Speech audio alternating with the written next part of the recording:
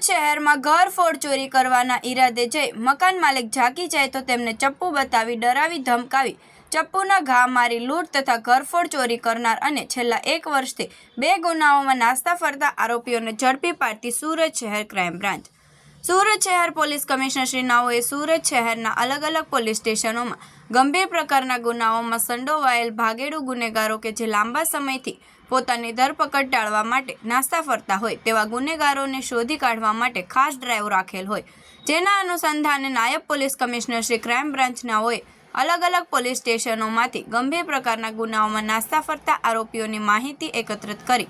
Action plan તૈયાર કરી તેમના સીધા માર્ગદર્શન હેઠળ police inspector Shri crime branch નાઓની આગેવાનીમાં ડીસીબી પોલીસ સ્ટેશનની અલગ અલગ ટીમના પોલીસ અધિકારી કર્મચારીઓ ટેકનિકલ સર્વેલન્સ તેમજ હ્યુમન ઇન્ટેલિજન્સ મારફતે વર્કઆઉટ કરી રહેલ હતા. તે દરમિયાન ખૂનની કોશિશ તથા ધાડ લૂંટ સ્ક્વોડના પોલીસ માણસોને બાતમી હકીકત મળેલ કે ઘરફોડ ચોરી કરવાના ઈરાદે જઈ મકાન માલિક જાગી જાય તો તેમની ચપ્પુ બતાવી ડરાવી ધમકાવી ચપ્પુના ઘા મારી લૂંટ તથા ઘરફોડ ચોરી કરનાર અને છેલ્લા 1 વર્ષથી 2 ગુનાઓમાં નાસ્તા ફરતા આરોપી ઇમરાન ઉર્ફે મીઠા હબીબ શેખ